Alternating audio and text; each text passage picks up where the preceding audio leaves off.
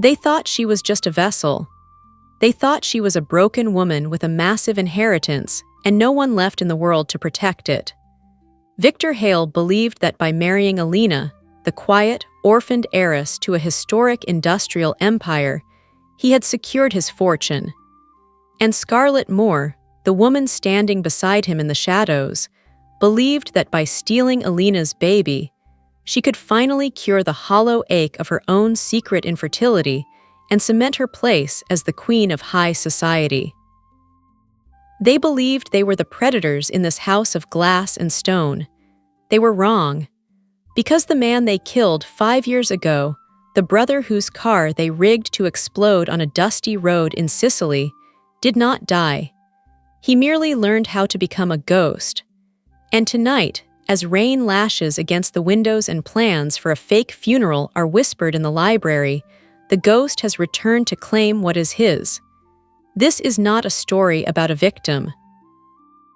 It is a story about a trap closing so slowly that the rats inside don't realize they are caught until their necks are already broken. Before we descend into this nightmare of betrayal and cold-blooded revenge, make sure you are subscribed and have notifications turned on. You will not want to miss the moment the hunter realizes he is the prey. Tell us in the comments, what is the worst betrayal you have ever forgiven, or are you like Luca Romano, who believes that some sins can only be washed away with total destruction? The air inside the Hale Manor was always cold, but tonight it felt dead. Elena sat in the corner of the nursery that she had decorated with her own hands, her fingers tracing the embroidered edge of a soft yellow blanket. It was 11 at night, and the silence of the house was heavy, pressing against her ears like water. She wasn't supposed to be in here. Victor had forbidden it. He said it made her look unstable to obsess over a room for a child she wouldn't be raising. The door to the nursery drifted open, the hinges protesting with a low, dry groan that made Elena flinch. She didn't need to look up to know who it was. The scent of expensive, cloying perfume arrived before the person did. Scarlet walked in, her heels sinking into the plush carpet, making no sound now, like a cat stalking a bird with a broken wing. She wore a silk robe that cost more than most people earned in a year, and her smile was sharp enough to cut glass. She didn't look at Elena's face. She looked directly at Elena's swollen stomach, her eyes hungry, possessive, and terrifyingly cold. Scarlet reached out, her manicured hand hovering inches from Elena's belly. Elena recoiled, pressing her back against the crib, her breath hitching in her throat. Scarlet laughed, a sound that lacked any warmth, dry as autumn leaves.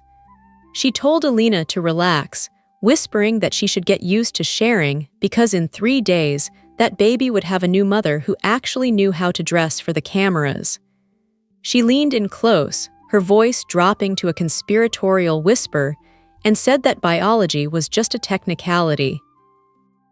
She said that once the doctors at City Central Hospital, doctors paid for by Victor, declared Elena mentally incompetent during labor, the paperwork would already be signed.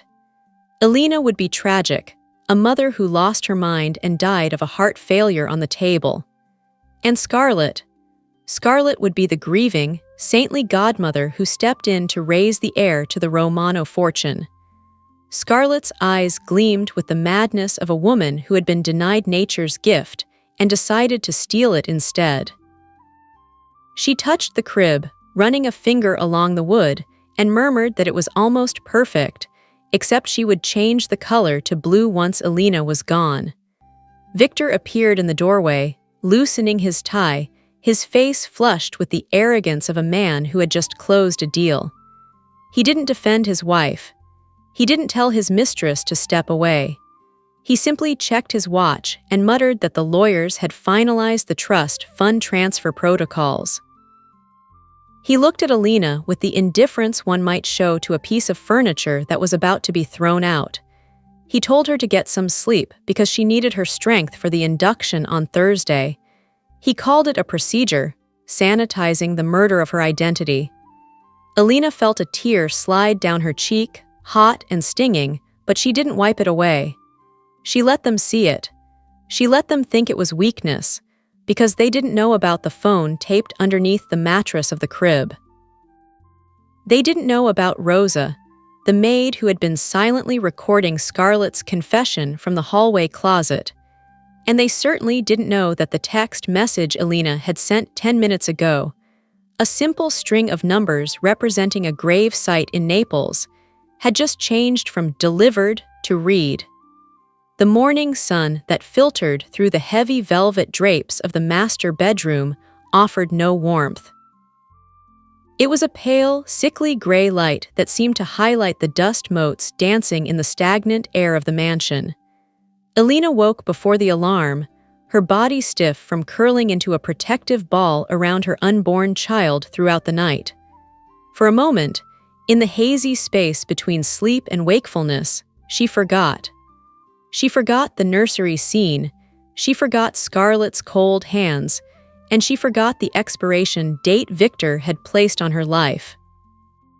But reality returned with the smell of brewing coffee drifting up from the kitchen, a domestic scent that in any other home would signal comfort. Here, it signaled that the performance was about to begin. Elena sat up slowly, the weight of her pregnancy pressing down on her hips. She caught her reflection in the vanity mirror across the room. Her skin, once glowing and rich with the deep undertones of her ancestors, looked ashen. Her eyes, usually bright with the intelligence that had made her grandfather proud, were dull and rimmed with exhaustion. She placed a hand on her stomach, waiting for the morning kick that usually greeted her. A soft flutter answered. "I am here," it seemed to say. "We are still here." Downstairs, the dining room was staged like a theater set.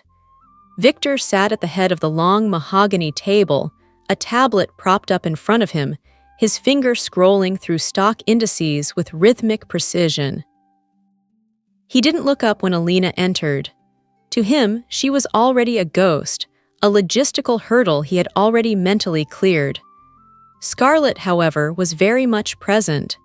She sat to Victor's right, in the seat that should have been Elena's, buttering a piece of toast with deliberate, aggressive strokes. She wore a pristine white suit, the kind of outfit worn by women who never had to worry about getting their hands dirty. When Elena pulled out her chair, the one furthest from them, placed there by the staff under Victor's orders, Scarlet finally looked up. Her eyes scanned Elena's loose maternity dress with a mixture of disgust and envy. Scarlet's infertility was a secret she guarded with the ferocity of a wounded animal, but in the privacy of this house, it bled out as hatred. She hated Elena not for her money, but for the simple, biological miracle growing inside her. Victor cleared his throat, the sound sharp in the quiet room. He slid a small crystal bowl across the polished wood toward Elena. Inside were 3 pills, 2 blue, 1 yellow. They were the prenatal vitamins his private doctor had prescribed, the ones that made Elena feel heavy, foggy, and compliant. Elena stared at the pills. She knew, with a clarity that terrified her, that these were not vitamins. They were sedatives. Mild enough to keep her docile, strong enough to ensure she didn't ask questions or try to run.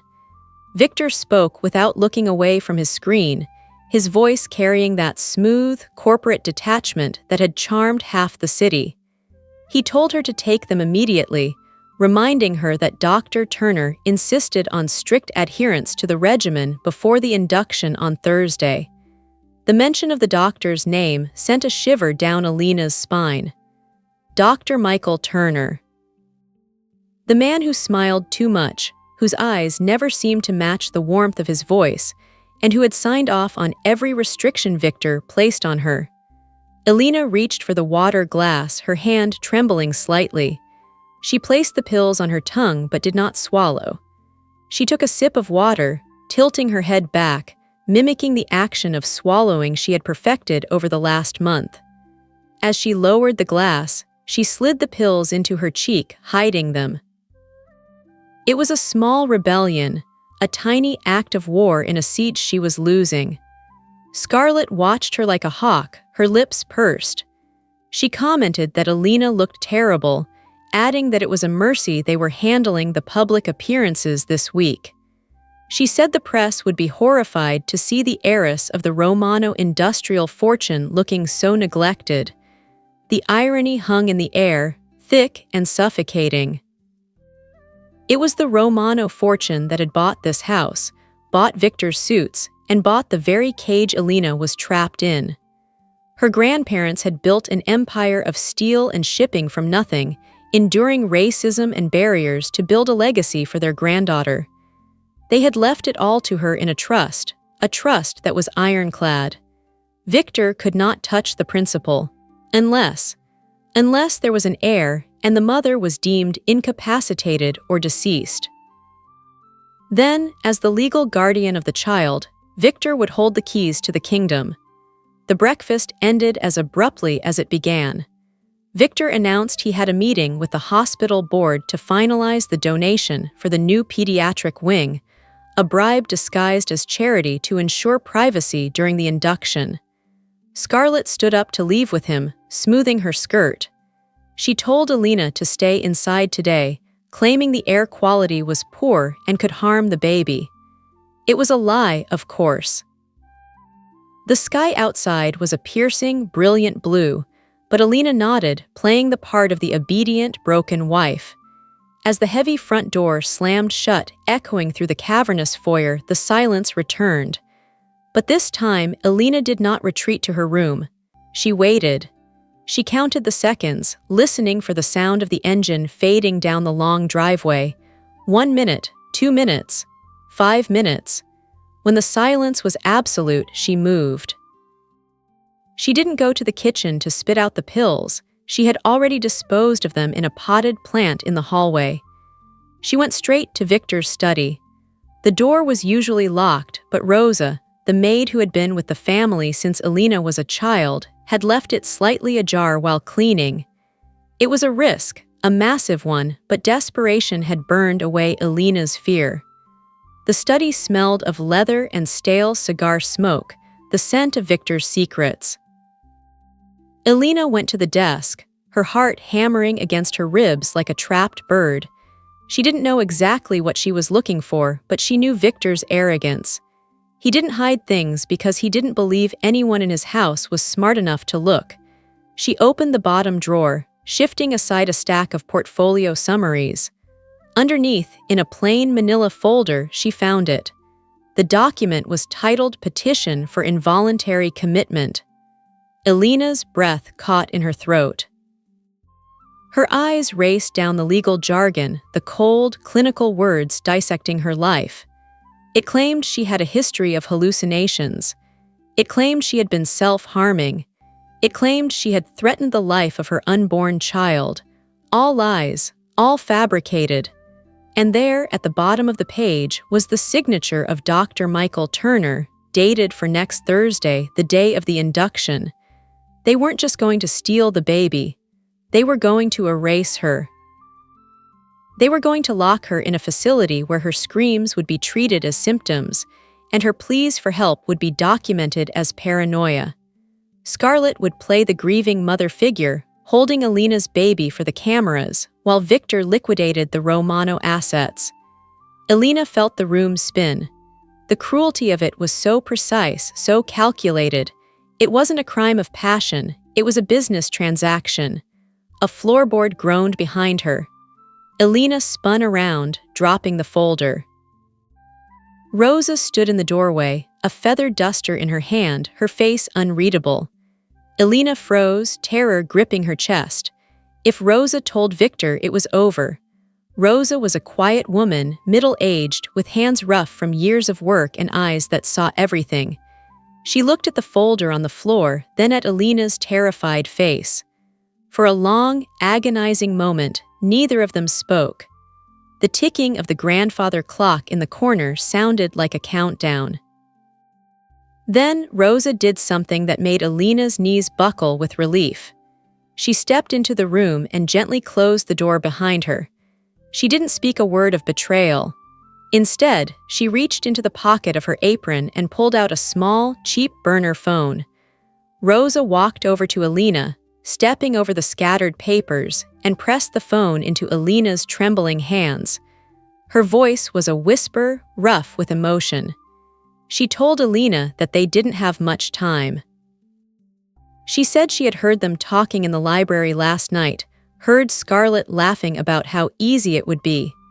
Rosa admitted she had been scared, that she needed this job to support her family back home, but she could not watch this happen. She could not watch the granddaughter of the man who had treated her with dignity be destroyed by these vultures. Rosa pointed to the phone. She said it was untraceable, bought with cash at a bodega 3 towns over. She told Elena that she knew who to call. Everyone thought he was dead, she said, but Rosa remembered the day of the funeral. She remembered that the coffin was closed. And she remembered the rumors in the old neighborhood, the whispers that Luca Romano didn't die in accidents, he caused them. Elena gripped the phone, the plastic warm in her palm. Luca. The name felt like a prayer and a curse. 5 years ago, her older brother had been the black sheep, the dangerous one, the one who operated in the shadows while Elena walked in the light. He had argued with Victor constantly. He had warned her. He had said Victor was a snake waiting for the right time to strike. Elena hadn't listened. She had been young, in love, and blinded by Victor's charm. Then came the explosion in Sicily. The police said it was a mafia hit, a rival family settling a score. Victor had held her hand at the funeral, looking solemn, but looking back now, Elena realized he hadn't shed a single tear. He had looked relieved. Was it possible? Could he really be alive? Or was this just a desperate fantasy conjured by a dying woman? Rosa squeezed her hand, urging her to hurry. She said she would keep watch in the hallway. Elena unlocked the phone. Her fingers shook so badly she had to use both hands to type. She didn't have a number for Luca, not a direct one. But she had a memory. Years ago, before the accident, Luca had given her a sequence of numbers. He had called it his dead man's switch. He had told her half-joking that if she ever needed to summon a demon, she should text this number. She had laughed then. She wasn't laughing now. She typed the number into the blank message field. What do you say to a ghost? What do you say to the brother you buried? She didn't type a plea. She didn't type, help me. She typed the truth, stark and brutal. They are going to kill me, Luca. They are taking the baby on Thursday. Victor, Scarlet, the trust fund. I am in the master study. If you are alive, I need you. If you are dead, then I will be seeing you soon. She hit send. The screen showed sending, for what felt like an eternity, then delivered. Elena stared at the screen, her heart pounding against her ribs so hard it hurt. The silence of the house rushed back in louder than before. She waited. 1 minute, 2 minutes. Doubt began to creep in, cold and insidious. Maybe Rosa was wrong. Maybe the rumors were just stories people told to scare each other. Maybe Luca really was just bones in a box in Italy. She was about to lower the phone to accept that she was truly alone when the device buzzed in her hand. A single, sharp vibration. Elena gasped, nearly dropping the phone. She looked at the screen, a new message. It wasn't a question, it wasn't a greeting. It was a command written in the cold, precise tone of a man who commanded armies. Do not eat anything they give you. Do not sign anything. Lock your door tonight. I am not coming alone. Elena let out a sob that she quickly stifled with her hand. He was alive. The realization hit her with the force of a physical blow. Luca was alive, and he wasn't just surviving, he was ready. She looked at Rosa, tears streaming down her face, and nodded. Rosa crossed herself, muttering a silent prayer of thanks, but the message wasn't finished. A second text bubbled up on the screen. They think they are hunters, Elena. Let them believe it for one more day. By the time the sun rises on Thursday, they will wish they had died in that car instead of me. Elena quickly deleted the messages, her fingers moving with a new, frantic energy. She handed the phone back to Rosa, who tucked it deep into her apron. They worked in silence to put the study back in order, aligning the papers, closing the drawer, wiping the handle of the desk to remove fingerprints. When they stepped out into the hallway, Elena felt different. The fear was still there, yes, but the despair was gone, replaced by something harder, something colder. It was the Romano blood finally waking up. That evening, dinner was a quiet affair. Victor was in high spirits, drinking a glass of scotch, celebrating the success of his meeting. He talked about the future, about how they would redecorate the house once the baby chaos settled down. Scarlet sat smugly, flipping through a magazine, occasionally making comments about nannies and boarding schools. They talked about Elena as if she weren't there, as if she were already gone. Elena sat quietly, pushing her food around her plate, hiding the meat in a napkin when they weren't looking. She watched them. For the first time in years, she really looked at them. She saw the sweat beading on Victor's upper lip, a sign of his hidden anxiety about the money. She saw the tremor in Scarlet's hand as she reached for her wine, a hint of the instability she masked with cruelty. They weren't monsters. They were small, greedy people playing a game they didn't understand. Victor turned to Elena, his eyes glassy with alcohol. He asked if she had taken her evening pills. His voice was casual, but the threat was underneath, sharp as a razor. Elena looked him in the eye. For a second, she thought he might see the change in her. She thought he might see the fire Luca had just reignited. But Victor was too blinded by his own arrogance. He saw only the submissive wife he had created. Elena lied smoothly, her voice steady. She told him yes. She told him she was tired and wanted to go to bed early. Victor waved his hand dismissively, granting her permission to leave his presence. Elena walked up the grand staircase, her hand on the railing, feeling the heavy oak beneath her palm. Every step was a promise. She went to her room, but she didn't go to sleep. She dragged the heavy armchair from the corner and wedged it under the door handle, just as Luca had instructed. Then she went to the window and looked out at the sprawling estate. The grounds were dark, the high fences meant to keep people out, but fences worked both ways. Tonight they felt less like a prison and more like an arena. Far in the distance, beyond the iron gates, she saw a pair of headlights flicker on, just for a second, then darkness again. It was a signal, a watchman in the night. Elena touched the cold glass. "Come home, brother," she whispered into the darkness. "Burn it all down." The storm that had threatened the estate all night finally broke at dawn. Rain lashed against the high, reinforced windows of the manor with a rhythmic violence that sounded like 1,000 fingers tapping for entry. Inside, the house felt different. The air was heavy with ozone and something else, a static charge that made the hair on the back of Victor's neck stand up as he walked down the hallway. He adjusted his silk tie, checking his reflection in the antique mirror at the top of the stairs. For the first time in years, the face staring back at him looked tired.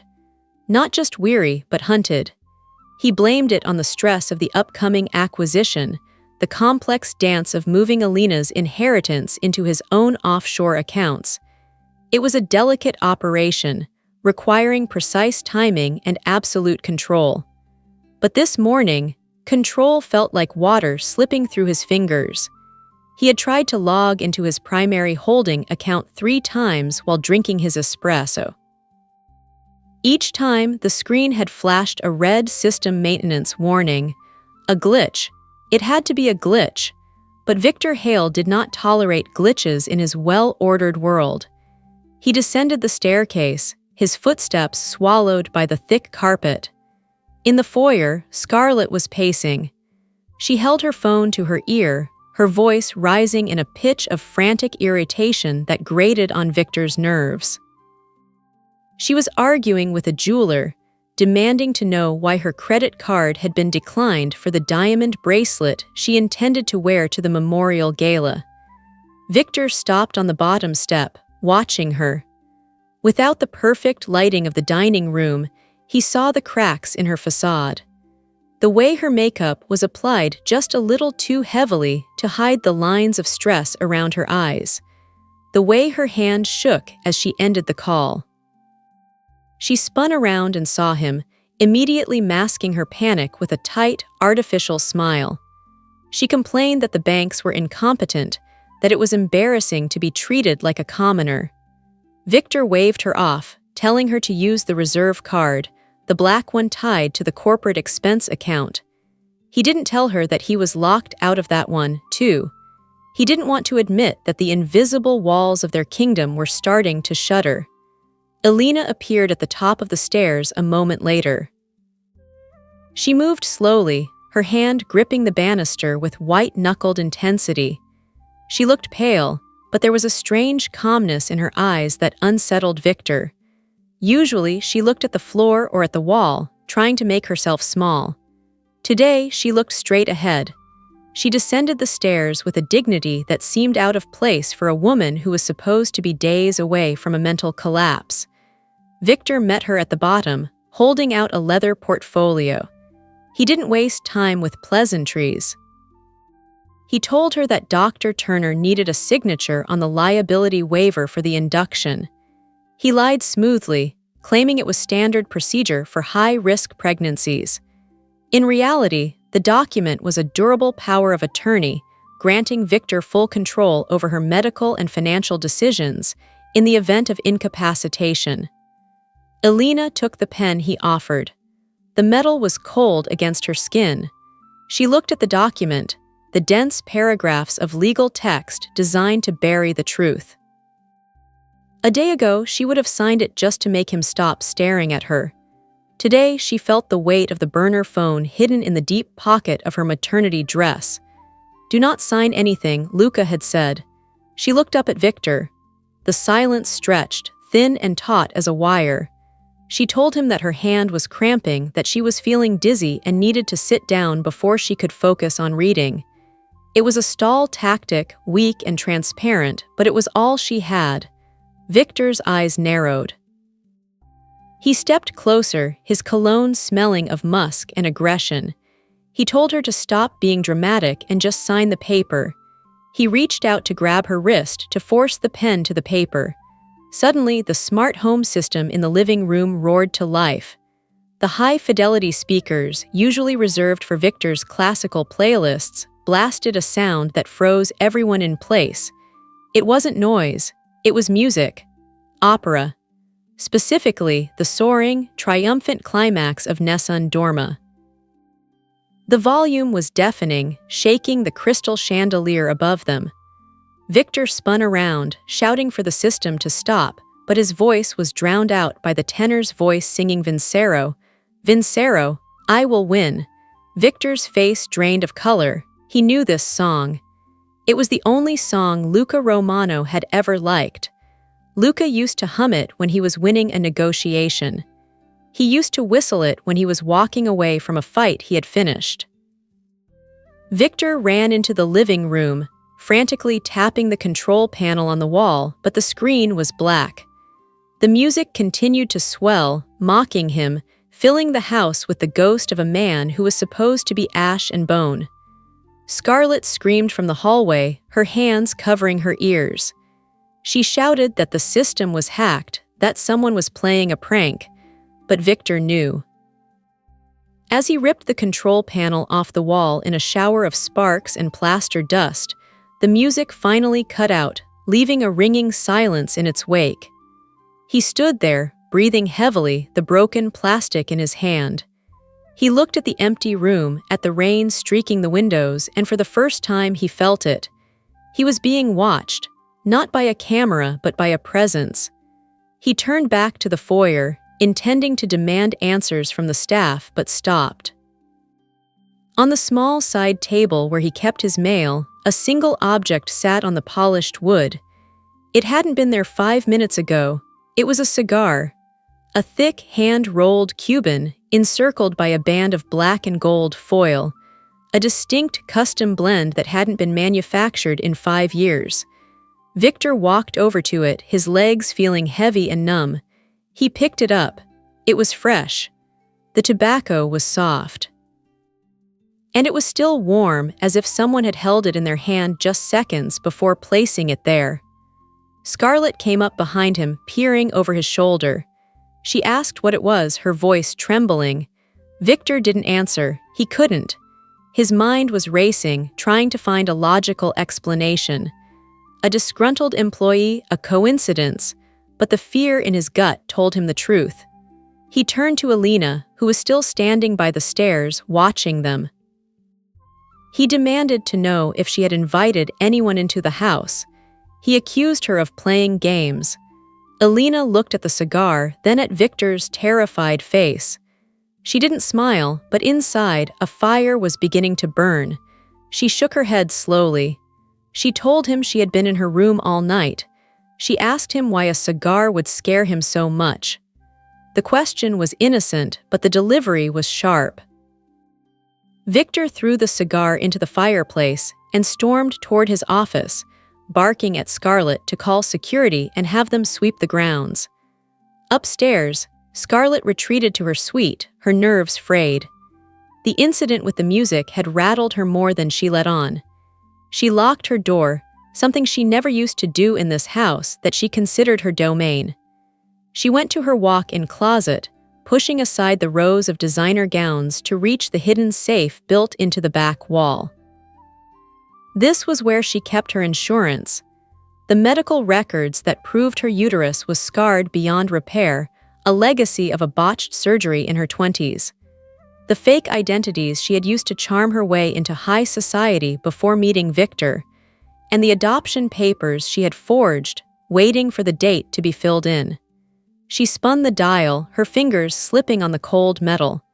The safe clicked open. She reached inside, needing to touch the papers to reassure herself that the plan was still solid. Her hand met empty air. Scarlet froze.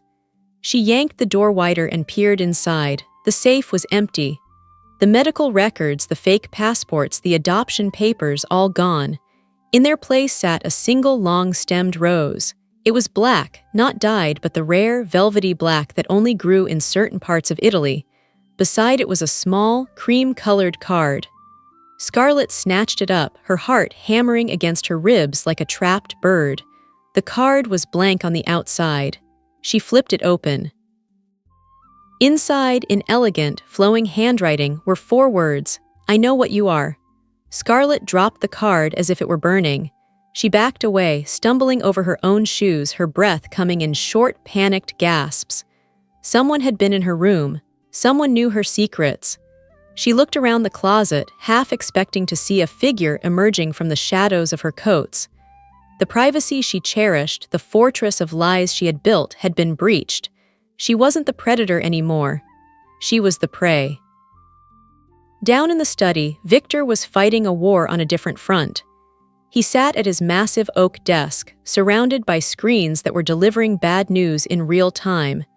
His primary business account, the one holding the liquidity for the hospital bribe, was draining, but it wasn't a heist. It wasn't a massive transfer that would trigger fraud alerts. It was a trickle. Every 10 seconds, the screen refreshed and the balance dropped by exactly 1 cent. Ping. 1 cent. Ping. 1 cent. The payee field was filled with a single name, the toll. It was psychological torture. Whoever was doing this had bypassed military-grade encryption just to annoy him. It was a message. I can take it all whenever I want, but I prefer to watch you bleed. Victor slammed his fist onto the desk, rattling the crystal decanter of whiskey. He grabbed his phone to call the bank's emergency line, but the signal was dead. No service stared back at him from the top corner of the screen. Suddenly, the landline on his desk rang. The old-fashioned, heavy black phone that he kept for secure lines. It rang with a shrill, piercing sound that cut through the silence of the room. Victor stared at it. He hadn't given this number to anyone in 3 years. He reached out, his hand shaking, and lifted the receiver. He didn't speak. He just listened. For a moment, there was only the sound of static, like rain falling on a tin roof. Then a voice spoke. It was low, distorted, but undeniably familiar. The voice didn't make a threat, it simply recited a date. October 14th, 2021, the date of the car bombing. Then the line went dead. Victor dropped the receiver. He stood up, knocking his chair over. He needed to get out. He needed air. He needed to find Scarlet and get to the city, to the safety of his lawyers and armed guards. He rushed out of the study and into the hallway. At the same moment, Elena was walking down the corridor toward the kitchen, moving carefully on the polished floor. Scarlet had emerged from her room, looking manic, her hair disheveled. She saw Elena and her eyes narrowed. The fear in Scarlet had curdled into rage. She needed someone to hurt, someone to blame for the terror gnawing at her. As Elena passed the top of the servants' staircase, Scarlet lunged. It wasn't a direct shove. It was a subtle, calculated bump of the shoulder, meant to look like an accident, meant to send Elena tumbling down the steep wooden steps. Elena felt the impact, felt her balance shift, felt gravity reach up to grab her. She let out a sharp cry, her hands flailing for a railing that was too far away. But she didn't fall. Strong arms caught her from behind, pulling her back with a strength that was surprising for the owner's slight frame. It was Rosa. The maid had been shadowing Elena all morning, a silent guardian in a gray uniform. Rosa pulled Elena against her chest, stabilizing her, and then looked up at Scarlet. The look on Rosa's face was terrifying. It wasn't the look of a servant. It was the look of a witness who was done being silent. Scarlet stumbled back, shocked that her attempt had been thwarted. Rosa didn't say a word. She simply positioned herself between Scarlet and Elena, her body a human shield. Elena clutched her stomach, her heart racing. She realized then that the accident wasn't just a possibility, it was an active plan. They weren't waiting for the hospital anymore. They were getting impatient. Victor arrived in the foyer just as the front doorbell rang. It wasn't a polite chime, it was a long, insistent press. Victor froze. He looked at the heavy oak door as if it were the gate to hell. He signaled for the security guard, a burly man named Harris, to open it. Harris drew his stun baton and unlocked the deadbolt. He swung the door open. There was no one there. The porch was empty, rain swirling in the wind. But on the doormat, wrapped in clear plastic to protect it from the storm, was a large manila envelope. Harris picked it up and handed it to Victor. Victor took it, his fingers numb. He ripped the plastic open. Inside was a single photograph. It was a high-resolution image of a car explosion. The fireball was captured in perfect clarity, the twisted metal of the chassis launching into the air. It was the photo of Luca's death. Victor had seen the police report photos. This was different. This was taken from a vantage point above the explosion from the hillside. It was a photo taken by the killer. But that wasn't what made Victor's blood turn to ice. In the bottom corner of the photo, held up by a hand wearing a distinctive signet ring, the Romano family ring, was a copy of the Daily Globe. The date on the newspaper was today. Victor dropped the photo, the world tilted on its axis. Luca hadn't just survived, he had been there, he had watched his own murder, and now he was watching them. Victor looked up at the security camera mounted in the corner of the foyer. The red light blinked slowly, like an unblinking eye. He realized with a sickening jolt that he wasn't looking at a security feed. He was looking at an audience. Somewhere behind a screen, Luca was watching his face. Victor screamed, a raw, primal sound of terror, and ordered Harris to board up the windows.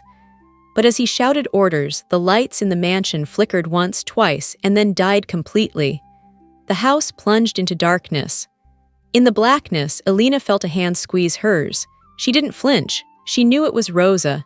And for the first time in months, standing in the dark, Elena smiled. The ghost wasn't haunting her. He was clearing the board. The power outage wasn't an attack, it was a signal. The game had moved to the next level.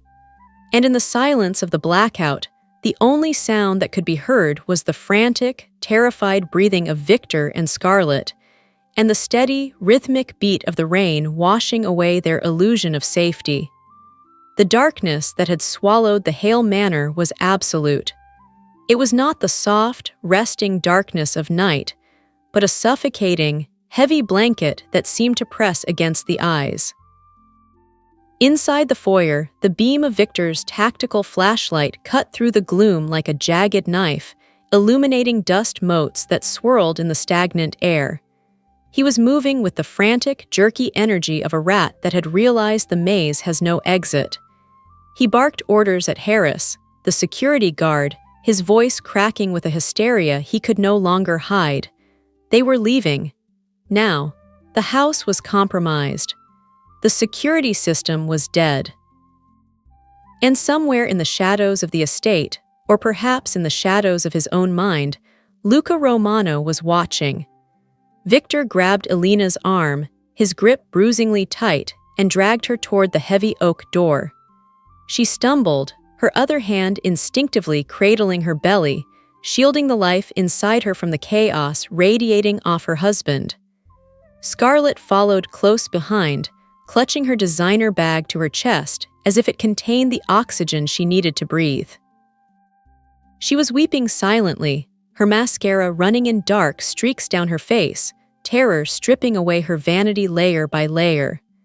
The armored SUV waited in the driveway, its engine idling with a low, guttural rumble that was barely audible over the storm. Harris opened the back door, and Victor shoved Elena inside before practically throwing Scarlet in after her.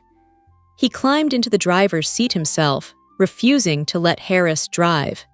He didn't trust anyone. Not the guards, not the staff, not the shadows. He trusted only the destination, City Central Hospital. It was his fortress. He had paid for the new wing. He owned the board of directors. And most importantly, he owned Dr. Michael Turner. In Victor's mind, the hospital was the only place where biology could be controlled, where Elena could be silenced legally, and where he could finally extract the heir to the Romano fortune before vanishing to a private island where ghosts couldn't follow. He slammed the accelerator, and the heavy vehicle fishtailed on the wet gravel before finding traction and roaring toward the iron gates. The drive was a blur of rain and paranoia. The wipers slashed frantically against the windshield, fighting a losing battle against the deluge. Every pair of headlights that appeared in the rearview mirror made Victor flinch, his eyes darting to the side mirrors, expecting to see a black sedan, a motorcycle, anything that signaled Luca's arrival. But there was nothing. Just the empty, rain-slicked highway stretching out like a black ribbon. In the back seat, the atmosphere was suffocating. Scarlet sat huddled against the door, scrolling manically through her phone, though there was still no signal.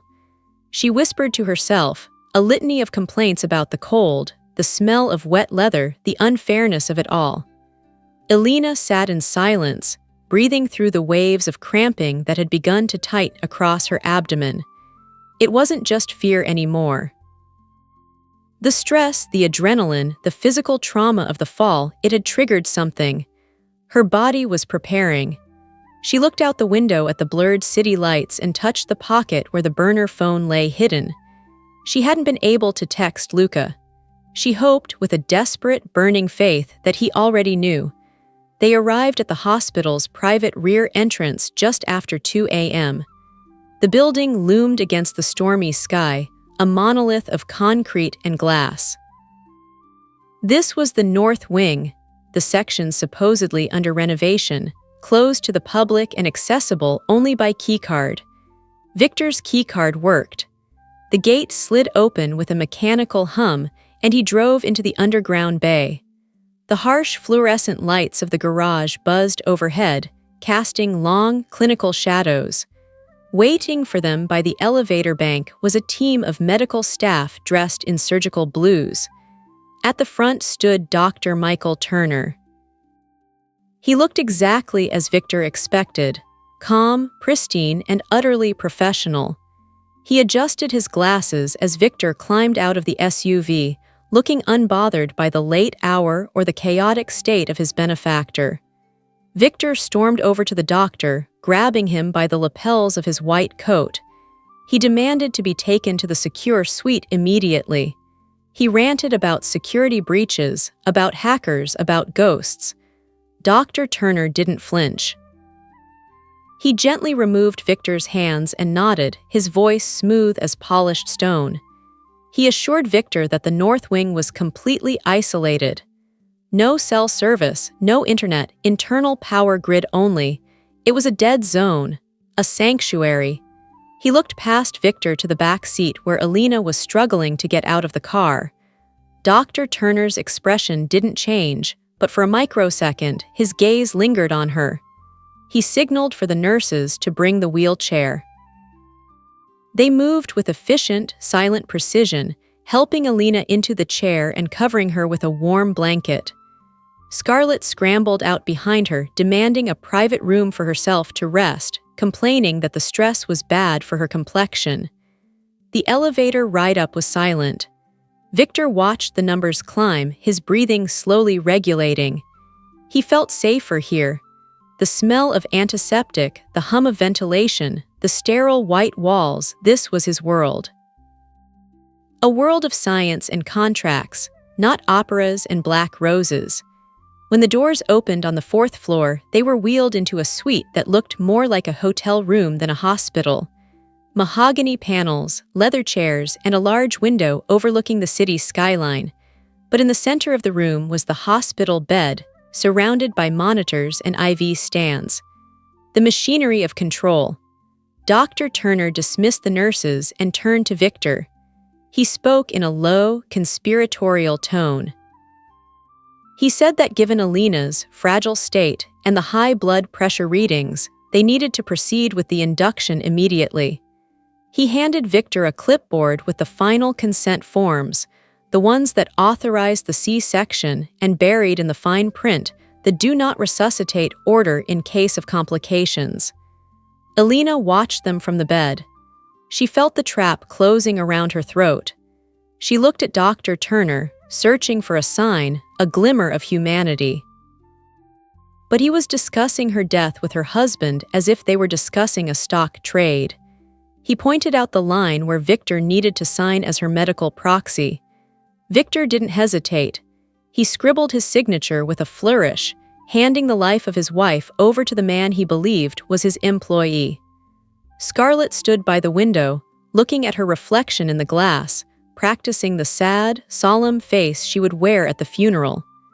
She turned to Dr. Turner and asked how long it would take. She wanted to know when she could hold her baby. Dr. Turner glanced at his watch. He said it would be over within the hour. The nurses returned to prep Elena. They drew the curtain around the bed, separating her from Victor and Scarlet. Elena lay there, tears sliding hot and fast into her ears. She was alone. Rosa was gone.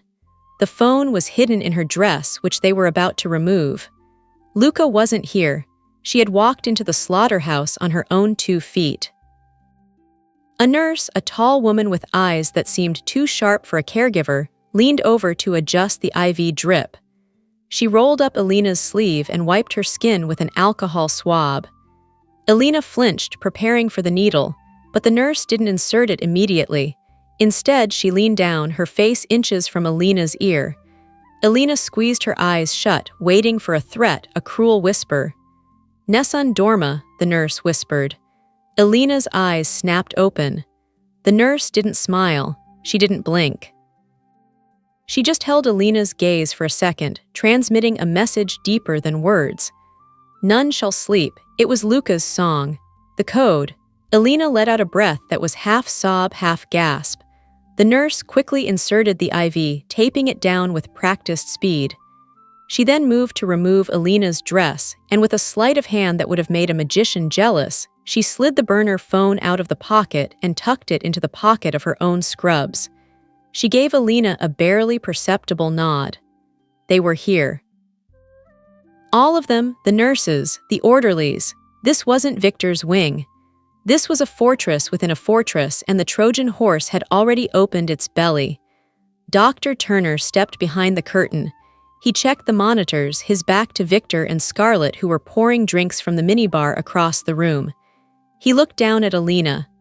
The cold, corporate mask dropped for a split second, revealing a fierce, protective intensity. He touched her shoulder, a grounding weight. He whispered that the next hour would be the hardest performance of her life. He told her she had to trust him. He said they needed Victor to believe he had won. They needed him to take the baby and leave with the death certificate in his hand. It was the only way to seal the legal trap Luca was building. Elena gripped his hand, her nails digging into his skin. She asked about the baby. She couldn't lose the baby. Turner squeezed back. He promised her that she would only be separated for a few hours. He promised that the moment Victor walked out those doors, the real hunters would be waiting. The procedure began. The drugs they pushed into her IV were not sedatives. They were paralytics mixed with adrenaline blockers, designed to lower her heart rate and make her appear weak, fading, dying. Elena felt her limbs grow heavy, her eyelids drooping. The sounds in the room became distant, echoing as if she were underwater. She heard Victor's voice, loud and demanding. He was impatient. He wanted it done. She felt the pressure, the movement, the strange, disconnected sensation of her body being opened. It wasn't pain, Dr. Turner had ensured that, but it was a terrifying pressure. And then a sound cut through the haze. A cry, thin, reedy, and furious, her baby. "It's a boy," Dr. Turner announced, his voice carrying to the other side of the room. Victor and Scarlet rushed forward. The nurse cleaned the baby quickly, wrapping him in a blue blanket, the color Scarlet had demanded. Victor didn't look at Elena. He looked only at the child. He looked at the heir to the trust fund. He picked up the bundle, holding it awkwardly like a trophy. Scarlet cooed, reaching out to touch the baby's face, claiming him instantly. "He looks just like you, Victor," she lied. He didn't. He had the dark, soulful eyes of the Romano line. He looked like Luca. Then the machines began to scream.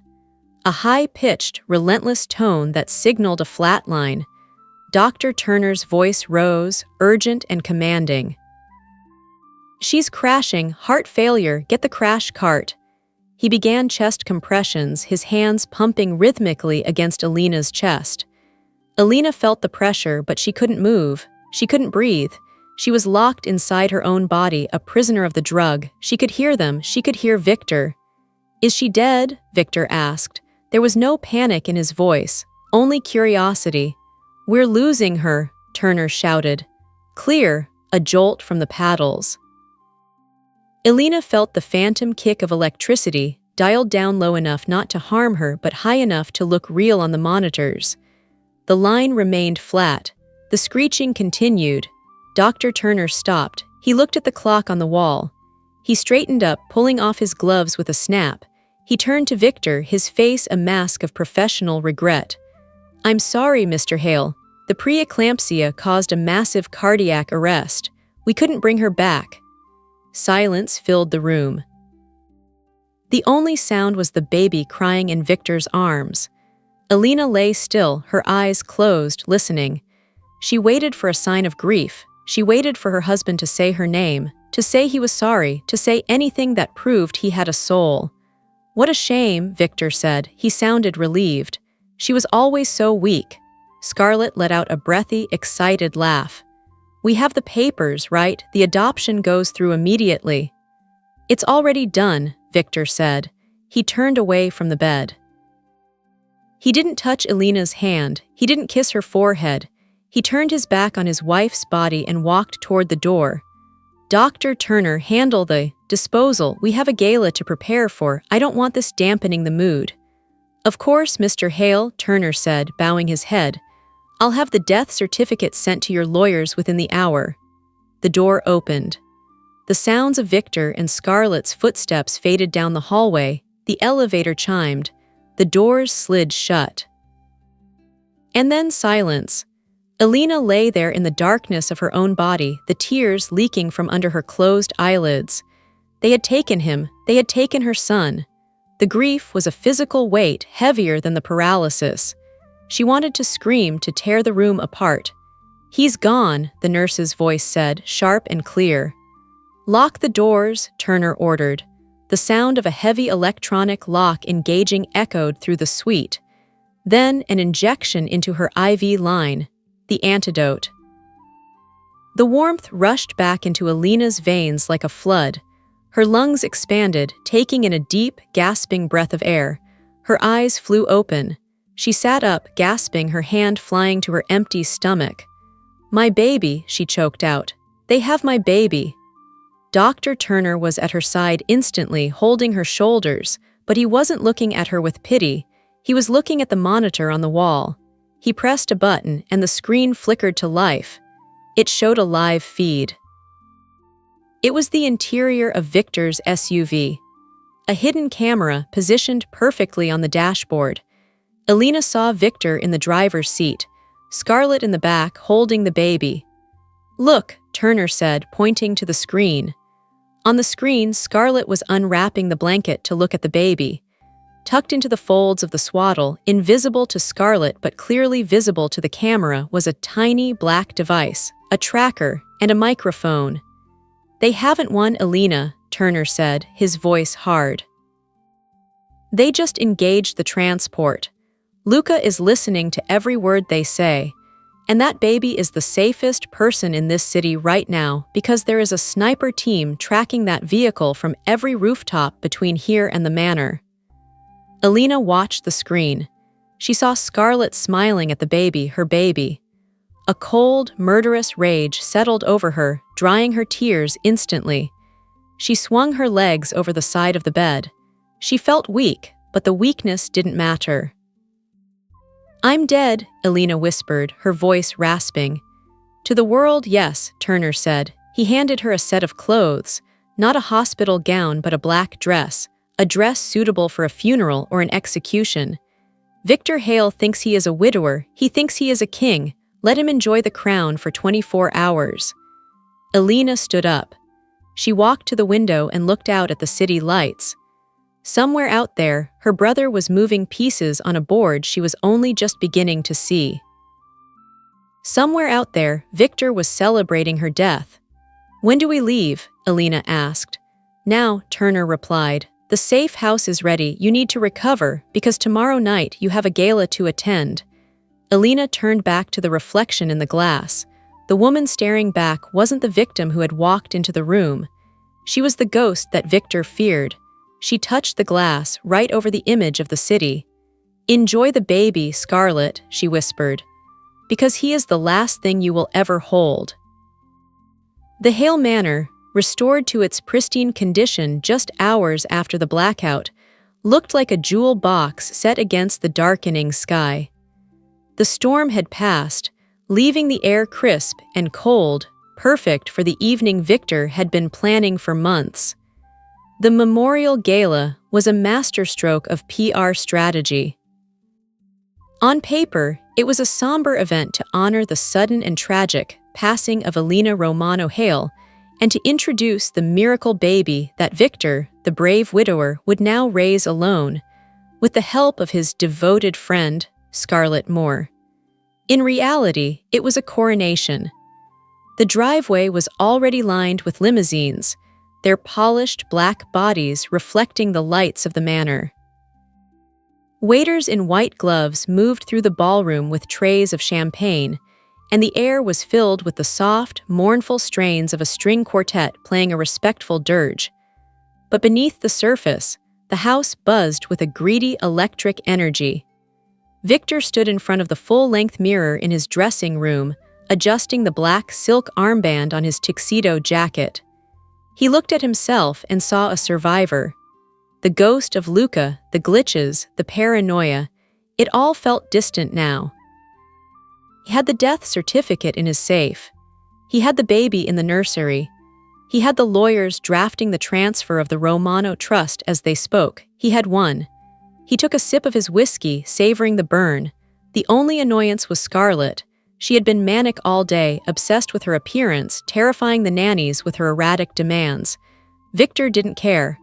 Once the money was secured, Scarlet would be manageable or replaceable. He checked his watch. 7:00 p.m. The guests were arriving. It was time to play the grieving husband.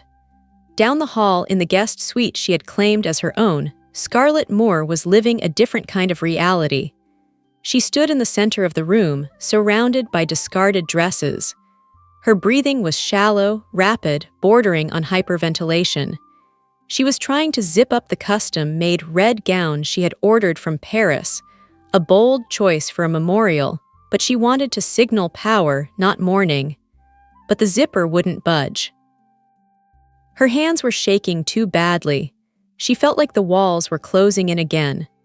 The silence of the house, usually her ally, felt heavy with judgment. She grabbed her phone to call for a maid, but the screen was dead. Not just no signal, it was black, brick dead. She threw it onto the bed with a scream of frustration. Suddenly, the landline in the room rang. Scarlet froze. She stared at the phone. Who would be calling the guest line? She walked over slowly, her silk robe trailing on the floor. She picked up the receiver. "Hello," she whispered. "I have a proposition," a voice said. It was male, rough, and distorted. "The man you are with, he is a sinking ship, but you could still float." Scarlet's grip tightened on the phone. "Who is this?" "A friend of a friend," the voice replied. "Meet me in the library, 5 minutes, come alone or drown with him." The line went dead. Scarlet stood there, her heart pounding. Paranoia and ambition warred inside her. Was it a trap? Or was it an exit strategy? Scarlet Moore had survived this long by knowing when to jump from a burning building. She threw on a simple black dress, abandoning the red gown, and slipped out of the room. She moved through the back corridors, avoiding the staff, until she reached the heavy oak doors of the library. She pushed them open. The room was dark, lit only by the embers of a dying fire. Standing by the window, silhouetted against the moonlight, was a man. He wore a long trench coat and a hat pulled low. He didn't turn when she entered. Scarlet stepped closer, her heels clicking on the hardwood floor. "Who are you?" she demanded, trying to sound imperious. "Names don't matter," the man said. He turned slightly. "What matters is insurance. You know Victor plans to cut you out, don't you? Once he has the money, you're a liability, an infertile mistress who knows where the bodies are buried." Scarlet flinched. The truth of his words hit her like a slap. "He wouldn't dare, I know too much." "Exactly," the man said. He pulled a small, silver vial from his pocket and placed it on the table. "That is why he will kill you unless you act first." "What is that?" Scarlet asked, her eyes fixed on the vial. "Digitalis," the man said softly. "Heart attack, clean, untraceable, put it in his drink tonight, after the speech. You become the grieving fiancé who steps in to raise the orphan. You get the money, you get the baby, you get the world." Scarlet stared at the vial. It was insane. It was murder, but in her twisted mind, it was also justice. Victor would betray her, she knew it. She walked to the table and picked up the vial. It felt cold and heavy. "Why help me?" she asked. "Because I hate him more than you do," the man said. Scarlet pocketed the vial. She didn't see the tiny red light blinking on the bookshelf behind the man. She didn't see the camera lens hidden in the spine of a hollowed-out encyclopedia. And she certainly didn't realize that the man in the trench coat wasn't a hitman. He was Marco, Luca's right-hand enforcer, playing a role scripted to perfection. "Done," Scarlet whispered. She turned and fled the room, her mind racing with the thrill of the kill. As the door closed, Marco took off his hat and looked at the hidden camera. He tapped his earpiece. She took the bait, boss. Recording secured. She just signed her own life sentence. Across the city, in a penthouse apartment that didn't exist on any rental listing, Elena sat in a chair facing a wall of monitors. She watched the live feed from the library. She watched Scarlet pick up the vial. She watched the woman who had tormented her for years agree to murder without a second thought. Elena didn't feel fear. She felt a cold, hard satisfaction. She was dressed in a gown of midnight blue velvet, high-necked and long-sleeved, designed to cover the bruises but highlight the regal bearing of a Romano. Her hair was pulled back, her face bare of makeup except for a blood-red lip. She looked like an avenging angel. Luca stood behind her, his hand resting on the back of her chair. He was wearing a tuxedo that fit his broad shoulders like armor. He hadn't aged in 5 years, he had just hardened. The scar on his cheek, a souvenir from the explosion, only added to the dangerous mythos that surrounded him. He leaned down, his voice a low rumble. "Are you ready to walk among the dead, little sister?" Elena stood up. She placed a hand on his arm. "I'm not the one who is dead, Luca. Tonight we bury them." They left the apartment, flanked by 6 men who moved with military precision. The drive to the manor was silent. As they approached the gates, the security team, Victor's men, didn't stop the convoy. They stepped aside and saluted. Luca had bought their loyalty hours ago. The price of a guard was cheap compared to the price of revenge. Back at the manor, the gala was in full swing. The ballroom was a sea of black ties and diamonds. Victor moved through the crowd, accepting condolences with a practiced solemnity. He held a glass of champagne, pausing occasionally to dab at dry eyes with a silk handkerchief. He felt powerful. He felt untouchable. He made his way to the stage, tapping the microphone to gather attention. The room fell silent. "Friends," Victor began, his voice trembling with fake emotion. "Thank you for being here. It has been the darkest week of my life. Losing Elena," he paused, looking down. "She was my light, but she left me a gift, a son. And though my heart is broken, I promise to honor her memory by building the future she dreamed of." The crowd murmured sympathetically. Someone sobbed. It was a perfect performance. Scarlet watched from the side of the stage, clutching her clutch bag where the vial was hidden. She waited for the toast. That was the signal. She signaled a waiter, slipping him a $100 bill to take a specific glass to Victor. She watched as the waiter moved through the crowd. Suddenly, the lights in the ballroom didn't just go out, they turned red, deep, blood-red emergency lighting that bathed the room in a hellish glow. The music cut out with a screech. A low, bass thrum began to vibrate through the floorboards. It wasn't music. It was a heartbeat. Thump, thump, thump, thump, amplified 1,000 times.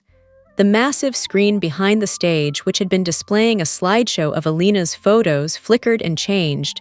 It didn't show Elena, it showed a document, a medical record. Patient, Scarlet Moore. Diagnosis, irreversible infertility. Notes, patient requesting illegal surrogacy options. A gasp rippled through the crowd. Scarlet froze, her face draining of color. She stared at the screen, her mouth opening and closing like a fish. The screen flickered again. A video played. It was grainy, black and white. It was the library 10 minutes ago. "Why help me?" Scarlet's voice echoed through the ballroom. "Because I hate him more than you do." Done. The video showed Scarlet taking the vial of poison. Victor spun around, staring at the screen. He looked at the vial in the video, then at the glass of champagne the waiter had just handed him. He dropped the glass. It shattered, the sound like a gunshot in the silent room. He looked at Scarlet with pure, unadulterated horror. She wasn't just a liability, she was his executioner. "You," Victor whispered, pointing a shaking finger at her. "You tried to kill me." Scarlet backed away, shaking her head. No, it's a trick. It's deepfake. Victor, listen to me." But the heartbeat sound grew louder, faster, and then the double doors at the back of the ballroom slammed open. The crowd parted like the Red Sea. 2 lines of armed men marched in, wearing black suits with no insignias.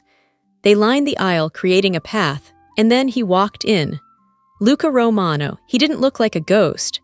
He looked like a king returning from exile.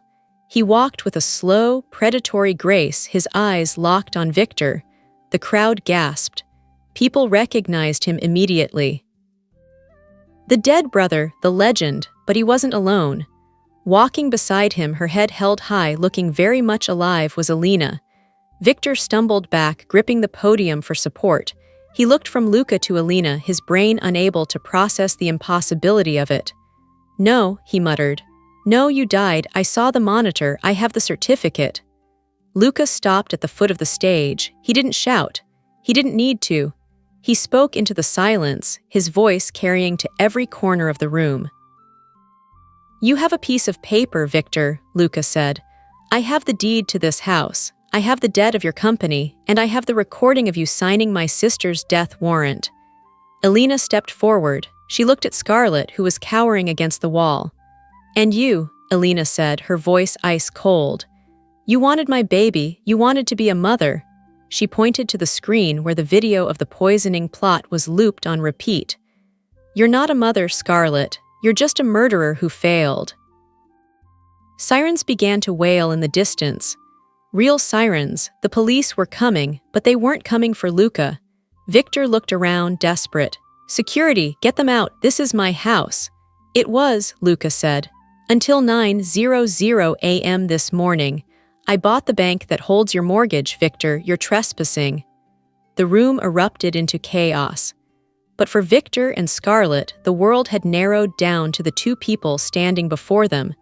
The dead had returned, and they had brought hell with them. The ballroom of the Hale Manor had transformed from a sanctuary of high society into a courtroom of public judgment.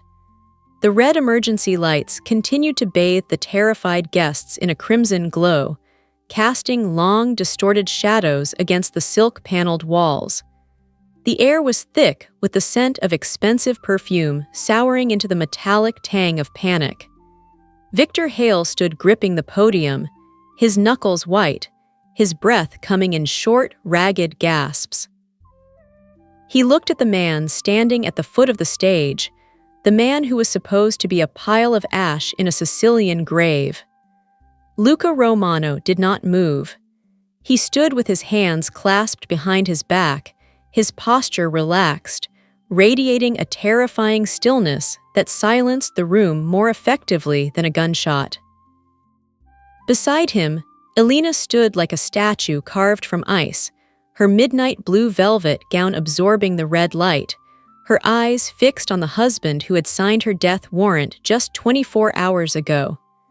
The sound of heavy boots echoed on the marble floor as a squad of uniformed officers entered the room, flanked by detectives in plain clothes. They didn't rush toward Luca. They didn't draw weapons on the invaders.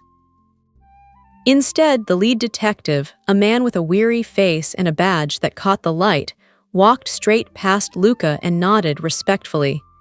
He moved toward the stage.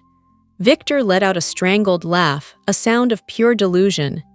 He pointed a shaking finger at Luca, shouting that the police were there to save him, that they were there to arrest the trespassers. But the detective didn't stop. He climbed the stairs to the stage, pulling a pair of handcuffs from his belt. The metallic ratchet of the cuffs engaging was the only sound in the cavernous room as he spun Victor around and pinned his arms behind his back. Victor struggled, his face twisting with confusion and rage. He demanded to know the charge, screaming that he was Victor Hale, that he owned this city.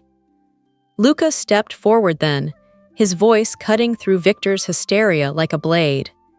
He told Victor that he was being arrested for conspiracy to commit murder, fraud, and the falsification of medical records. But that wasn't all. Luca gestured to the massive screen behind the stage, which shifted again. The video of Scarlet holding the poison vanished, replaced by a series of bank transfers. They were complex, layered offshore accounts, but the final destination was clear. It was a visual map of Victor's theft, the systematic draining of the Romano Trust over the last 6 months, authorized by forged signatures. Scarlet Moore, who had been trying to edge toward the side exit, found her path blocked by Marco. The large man looked down at her with a look of utter contempt. She tried to charm him, her voice trembling as she whispered that she was a victim, that Victor had forced her into this. Marco didn't speak. He simply pointed to the screen. A new document appeared.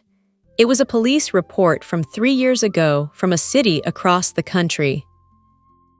It detailed a fraud case involving a wealthy tech CEO, a man named Julian Vance, one of Luca's oldest friends. The report described a woman who had used a fake pregnancy to extort millions before vanishing.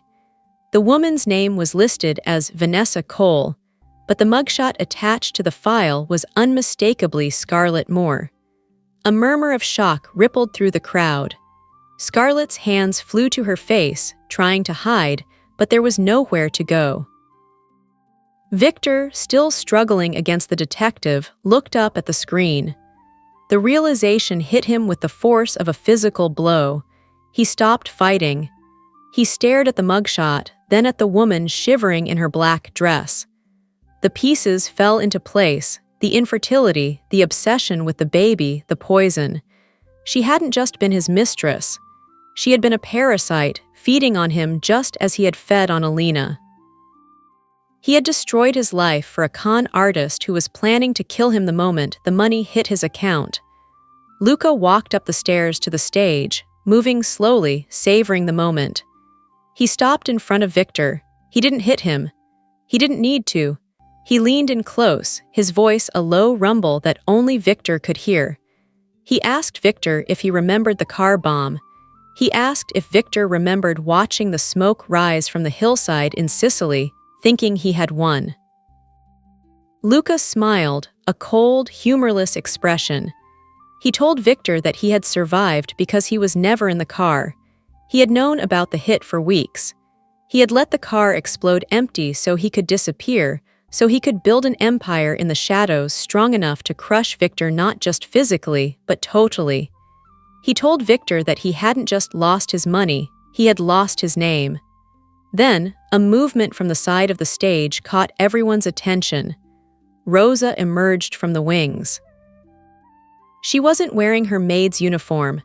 She wore a simple, dignified coat, and in her arms she held a bundle wrapped in blue wool. The baby. Victor's eyes widened. He lunged forward, straining against the cuffs, shouting that it was his son, his heir. Rosa didn't look at him. She walked past him as if he were invisible, walking straight to Elena. The crowd parted for her, sensing the sacredness of the moment. Elena reached out, her hands trembling slightly, and took her son. She pulled the blanket back, checking his face, breathing in his scent. He was safe. He was warm. He was hers. Elena turned to face the room, holding the baby against her chest like a shield. She looked up at the stage at the man who had been her husband. Victor's face crumpled. The arrogance, the anger, the pride, it all evaporated, leaving behind a terrified, pathetic man. He realized, finally, that there was no way out. The money was gone. The house was gone. The mistress was a monster. The only thing left in the world that had any value was the woman standing before him, the woman he had tried to kill. He fell to his knees. The detective allowed it, stepping back slightly to let the scene play out. Victor wept, ugly, sobbing tears that streamed down his face. He begged Elena. He told her he was sorry. He told her he had been weak, that Scarlet had manipulated him, that he had lost his way. He promised to sign everything over to disappear if she would just help him. He invoked the name of their child. He called out to his son, pleading for a chance to be a father. Elena watched him. Her face was unreadable. She walked slowly toward the stage, stopping at the bottom of the steps. She looked down at him, not with hatred, but with a profound, distant pity. She adjusted the blanket around the baby, shielding his ears from the sound of his father's begging. She spoke softly, but in the silence of the room, her voice carried like a bell. She told Victor that he was mistaken. She said he didn't have a son. She told him that the papers he had signed at the hospital, the ones Dr. Turner had slipped in with the death certificate, were not just for the cremation. They were a full relinquishment of parental rights. She told him that legally, this child had no father. Victor let out a wail of despair, slumping forward until his forehead touched the floor. Scarlet began to scream as another officer handcuffed her, dragging her away from the wall. She shrieked about her rights, about her lawyers, but the guests turned their backs on her, the wall of social exclusion slamming shut instantly. The detective hauled Victor to his feet. Victor looked at Elena one last time, his eyes hollow. He asked her how she could be so cruel. He asked her if she had ever loved him. Elena looked him in the eye. She told him that the Elena who loved him had died on that table in the hospital, just as he had wanted. The woman standing here was someone else. She was a Romano, and Romanos didn't forgive traitors, they buried them. The police led them out. The flashing blue lights outside mixed with the red emergency lights inside, creating a disorienting, strobing effect. The guests stood in stunned silence as the king and queen of their social circle were dragged out like common criminals. No one applauded. No one cheered. It was too heavy for that.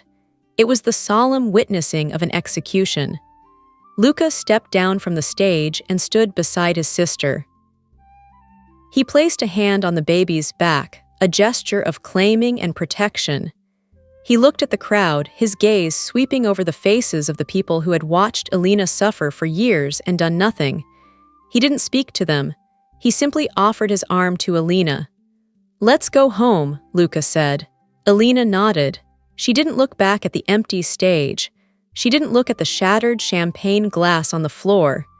She took her brother's arm, and together they walked down the center aisle. The crowd parted further, giving them a wide berth, bowing their heads in a mixture of fear and respect. They walked out of the ballroom, through the foyer where the portrait of Victor still hung, a portrait that would be taken down and burned before morning, and out into the cool night air. The rain had stopped completely. The sky was clear, studded with stars that looked sharp and bright. A black limousine waited at the bottom of the steps, the engine purring softly. Marco held the door open. As Elena climbed inside, settling the baby into the car seat, she felt a lightness she hadn't felt in years. The weight of the house, the marriage, the fear, it was all gone. She looked out the window as the car pulled away, watching the manor shrink in the distance. It looked like a mausoleum, a beautiful, expensive tomb for a life that was no longer hers. Inside the car, the atmosphere was quiet. Luca poured a glass of water from a crystal decanter and handed it to Elena. He took a sip of whiskey himself, leaning back against the leather seat. He looked at her, his dark eyes softening. He told her that it was done. Every account Victor held had been drained and donated to the orphanages in Sicily. The hospital wing Victor thought he had bought was being renamed in honor of their grandfather. And Scarlet would be facing a laundry list of charges from 3 different states. She would never see a red carpet again. Elena looked down at the sleeping baby. She touched his small hand, his fingers curling instinctively around her finger. She asked Luca about the doctor, about Michael. Luca smiled, a genuine smile this time. He told her that Michael was waiting at the airfield. He told her that Michael had risked his medical license and his life to pull off the fake death because he believed in justice. He told her that Michael had asked about her every day since the extraction. Elena felt a flush of warmth that had nothing to do with the car's heating.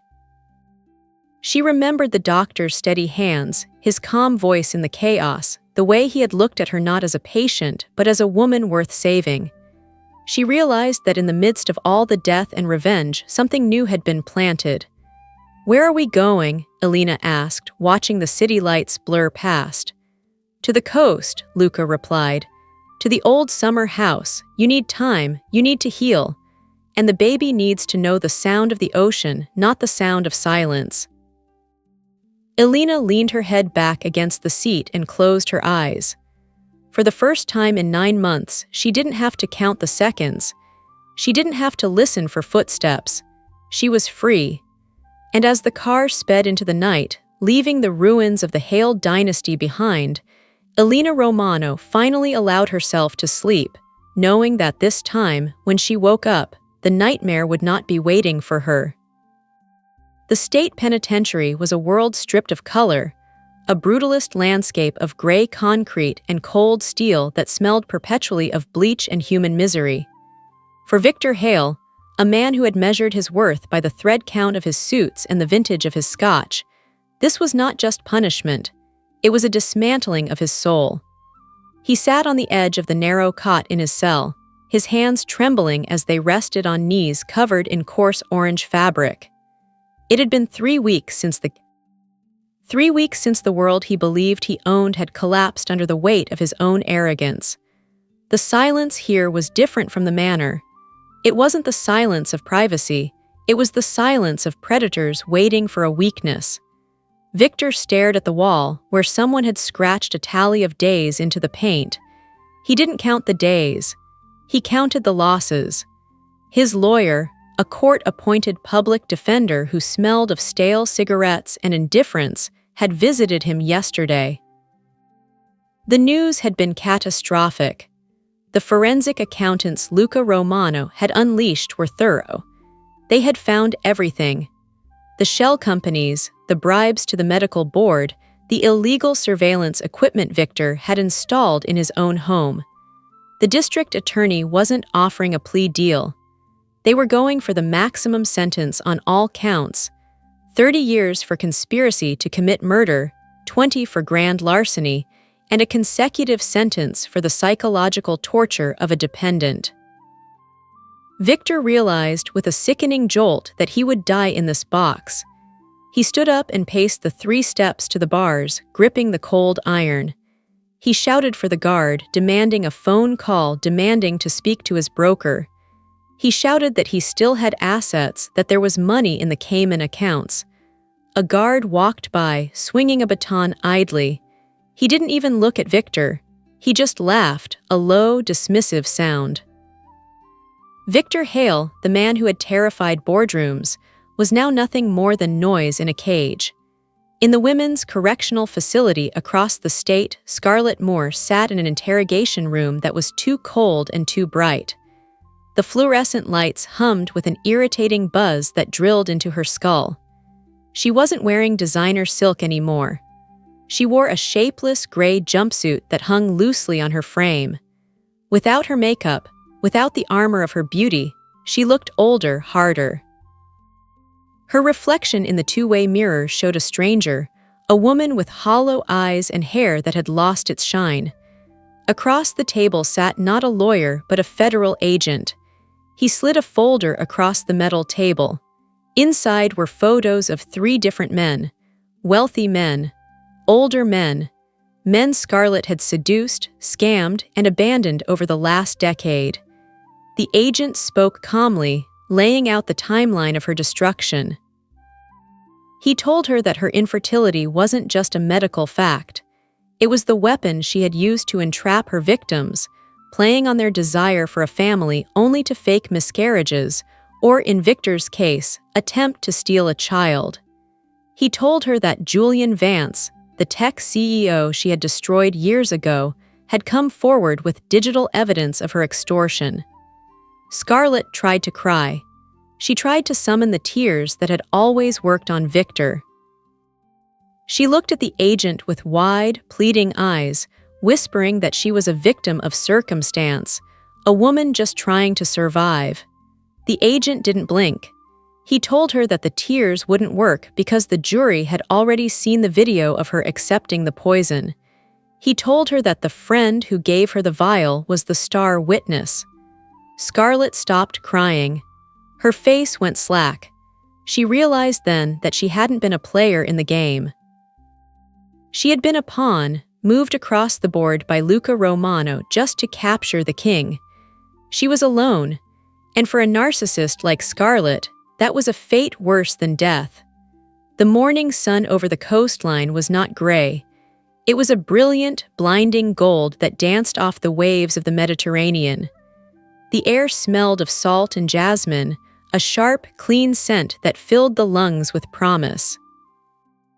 Elena Romano stood on the terrace of the summer villa, a sprawling white stone estate perched on the cliffs overlooking the sea. She held a cup of tea, the ceramic warm against her palms, and watched the horizon. She looked different.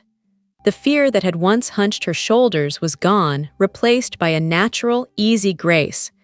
Her hair was loose, blowing in the breeze, and her skin had regained its luminous depth. She wasn't just a survivor anymore. She was the matriarch. Inside the villa, the sound of laughter echoed from the kitchen. Rosa was there, singing an old Italian lullaby as she prepared breakfast. Rosa had officially retired from service, but she refused to leave Elena's side. She was no longer a maid, she was family, the grandmother figure who spoiled the baby and scolded Luca when he smoked too much. And the baby, Leo, named after their grandfather. He was 6 months old now, a bundle of energy with dark curls and eyes that held the whole world. He was sitting in his high chair, banging a spoon against the tray, demanding attention. Elena turned and walked back inside, smiling at the noise. It was a happy house, a loud house, a house where doors were never locked because there was nothing left to fear. Luca sat at the head of the heavy wooden table, reviewing a stack of documents. He looked up as Elena entered. The hardness in his face had softened around the edges, though his eyes remained vigilant. He pushed a paper toward her. It was a report on the Romano Trust. Under Elena's management, the assets had not only recovered but doubled. She had sold off Victor's failing tech ventures and reinvested in sustainable shipping and medical research. She had taken the blood money and turned it into something clean. Luca tapped the paper, a look of pride on his face. He told her that the board was afraid of her. He said they called her the Iron Lady of the Coast. Elena laughed, picking up Leo and kissing his chubby cheek. She told Luca that she didn't want them to be afraid. She wanted them to be respectful. There was a difference. That evening, the villa was transformed.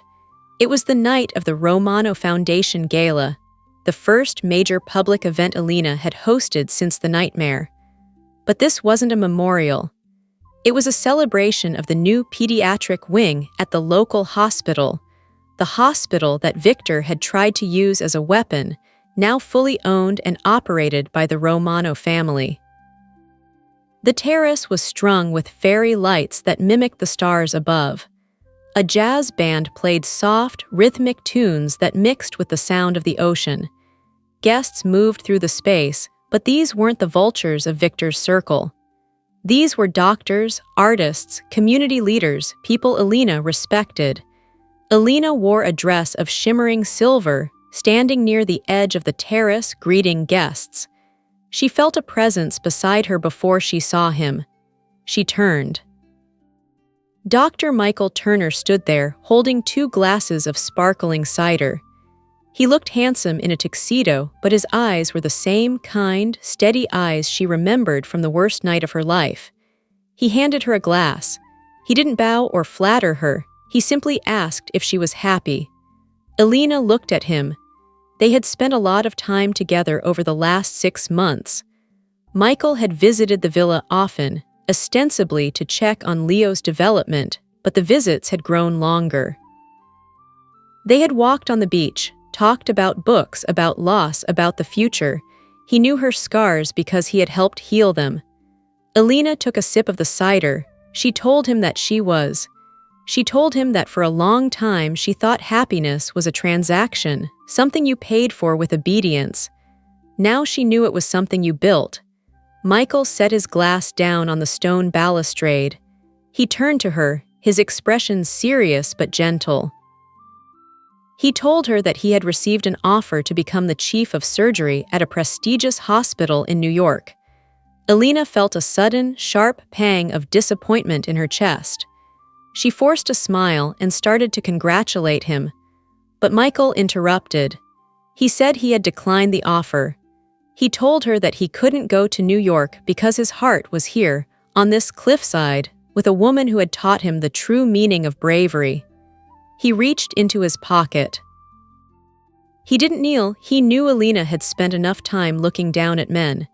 He stood tall, meeting her gaze as an equal. He opened a small velvet box. Inside wasn't a massive, ostentatious diamond like the one Victor had bought to show off his wealth. It was a vintage ring, sapphire and gold, elegant and timeless. Michael asked her if she would allow him to stand beside her. He didn't ask to save her. He didn't ask to own her. He asked to be her partner. He asked if she would let him be a father to Leo, not by blood but by love. Elena looked at the ring, then at Michael. She thought of Victor begging on his knees. She thought of Scarlet screaming in the dark. And then she looked at this man who had risked his career to save a stranger. She thought of Luca, who was watching from the doorway, a small, approving smile on his face. She realized that her brother had protected her life, but Michael was offering to share it. She nodded. Her voice was thick with emotion as she said yes. She said yes to the man, yes to the future, and yes to the love she finally deserved. Michael slid the ring onto her finger. It fit perfectly. He pulled her close, and they kissed under the starlight, a quiet, tender promise sealed against the sound of the waves. Later that night, after the guests had gone and the lights were dimmed, Elena went to the nursery. The window was open, letting in the cool sea breeze. Leo was asleep in his crib, his chest rising and falling in a steady rhythm. Luca was standing by the window, smoking a cigar, one of the rare ones he allowed himself. He looked at Elena as she entered. "You did good, kid," Luca said, his voice rough. "Grandfather would be proud." Elena walked over to the crib and tucked the blanket around her son. "We did good, Luca. We survived." Luca turned to look out at the dark ocean. Victor is in solitary confinement. He tried to bribe a guard with money he doesn't have. They moved him to the Supermax wing. He won't see the sky for 20 years. Elena felt a ghost of the old fear, but it vanished instantly. And Scarlet. She took a plea deal to avoid life in prison, Luca said, tapping the ash from his cigar. She gave up the names of 3 other con artists she worked with. She's in protective custody, working in the prison laundry. No mirrors allowed. Elena nodded. It was justice.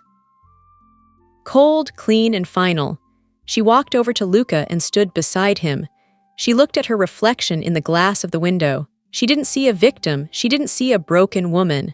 She saw a mother, a CEO, a survivor. "What happens now?" Elena asked. Luca stubbed out the cigar. He looked at her, and the dangerous glint in his eyes faded, replaced by the peace of a soldier who has finally put down his rifle. "Now," Luca said, putting his arm around her shoulders. "Now we live." "No more ghosts, Elena. No more counting seconds. We just live." Elena leaned her head on his shoulder. She looked at the ring on her hand, catching the moonlight. She looked at her sleeping son. And she looked at the horizon, where the first hint of dawn was beginning to turn the black sky into a deep, bruising purple. The night was over. The long, terrifying night that had started in a locked nursery was finally over. She took a deep breath, filling her lungs with the salt air. "Yes," she whispered to the dawn. "We live." And that is where we leave the story of Elena, Luca, and the justice that came from the shadows. It is a reminder that even the most powerful walls can be brought down by the truth, and that sometimes the family we choose is just as important as the blood we share. Thank you for listening to this journey. If this story kept you on the edge of your seat, please like this video and subscribe to the channel. We have more stories of betrayal, revenge, and redemption coming soon.